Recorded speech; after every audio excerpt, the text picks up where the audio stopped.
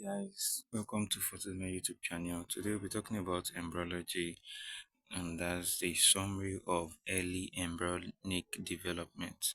Please like, share, and subscribe to this YouTube channel. The week one, there are key events that takes place in week one of embryology, and that's fertilization, cleavage, formation of blastocyst, differentiation into cytotrophoblast and syncytiotrophoblasts. Fertilization occurs in the ampulla of the uterine tube, and before fertilization, sperm capacitation occurs. That's where the sperm is made to swim faster, and then there's also a chromosomal reaction to help in penetration of the egg. And next, we have the fusion to form the zygote. That's the fusion of the sperm and the egg to form the zygote, and that leads to the restoration of diploid number of chromosomes. Here you have the image of fertilization. So you can see the sperm nucleus going towards the egg nucleus for fusion. So this is the cleavage. Next is the cleavage. It begins approximately 30 hours post fertilization, and at the ninth cell stage, compaction occurs. Morula is the 16th cell stage at day 3. That's when morula is formed, and it enters into the internal cavity by the end of the third day. This is the image of the movement from the ampulla of the uterine tube into the uterine cavity. So by the end of day 3, it's already in the uterine cavity. Blastocyst formation occurs between day 4 to 6. So it begins about the fourth day in the uterine cavity, and the fluid enters the morula to form the blastocyst cavity. So the blastocyst comprises of 70 to 100 cells. 70 to 100 cells. The next is the zonal chain. It occurs on day 5. The blastocyst arches from the zona pellucida to implant into the enterus. And next you have the implantation, which begins day 6. And at day 6, the blastocyst attaches to the endometrium. That's the posterior superior wall of the endometrium, and the trophoblast differentiates into two: cytotrophoblast and syncytiotrophoblasts. That's the outer part of the trophoblast that invades the endometrium. So here you can see the compaction of the blastocyst. Then you have the expanded blastocyst, then the arching. That's when it comes out of the zona pellucida. So this is the invading trophoblast. You can see the embryoblast, then the cytotrophoblast. So the syncytiotrophoblaст is the one that invades the posterior superior wall of the endometrium. Here's a mnemonic to help you remember what happens in week one.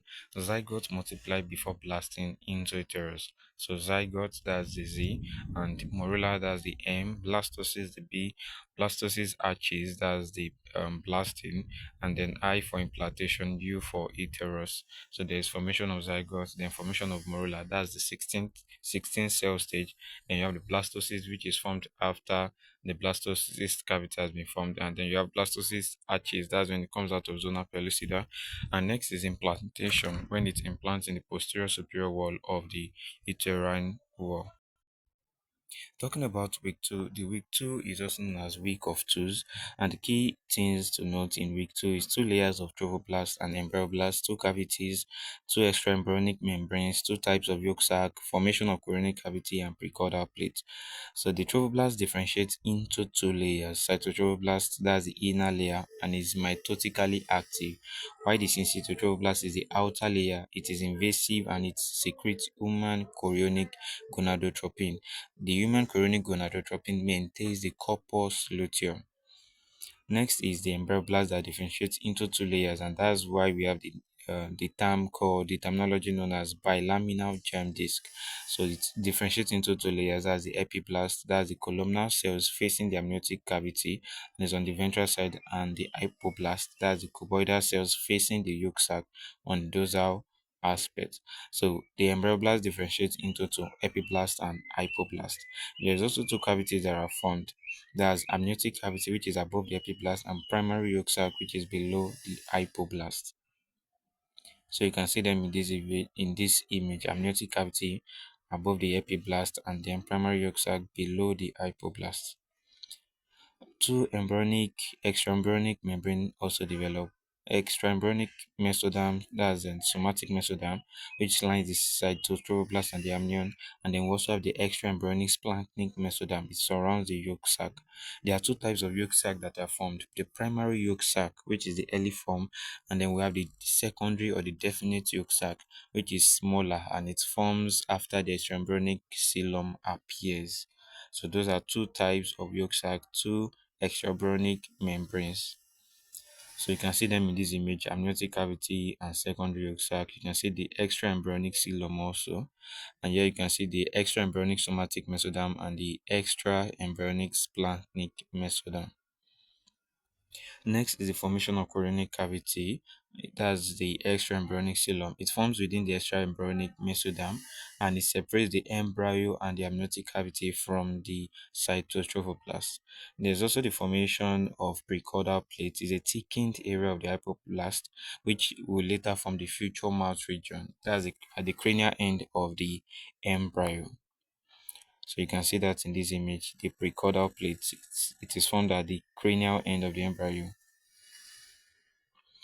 The mnemonic for week 2 is two layers, two cavities, two sacs, two membranes. So the two membranes are extraembryonic somatic mesoderm and extraembryonic splanchnic mesoderm. Two sacs, you have the primary yolk sac and the secondary yolk sac. Two cavities, you have the amniotic cavity, you have the chorionic cavity, then you have the two layers also. That's the epiblast and hypoblast from the embryoblast. So implantation ends on day 13. For week 3 is also known as week of threes, and the key event is gastrulation begins, and then formation of three germ layers, notochord formation, neural plate and neural groove forms. There's also establishment of body axis. Extraembryonic mesoderms also split in week 3. Starting with gastrulation, the process by which the bilaminar disc becomes trilaminar, that is known as gastrulation, and is initiated by the formation of a primitive streak on the epiblast. The primitive streak is formed from the caudal region of the epiblast to the cranial region of the epiblast. The formation of three germ layer is from the epiblast cells.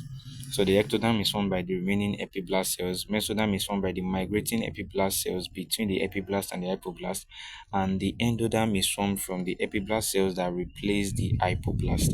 So the three germ layers are formed from the epiblast cells, and here you can see it in this image. You can see the ectoderm, the mesoderm, and the endoderm. Then you can see the primitive streak, the primitive pit, and the primitive node.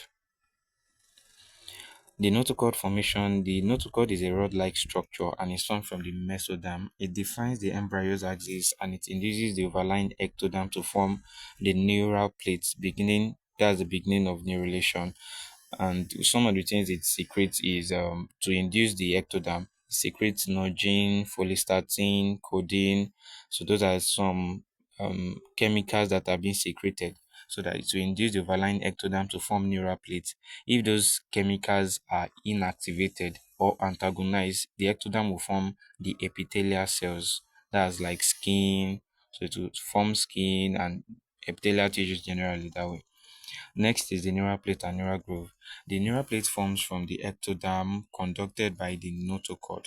So I just explained that now, and then folds into a neural groove and will become the neural tube in week 4.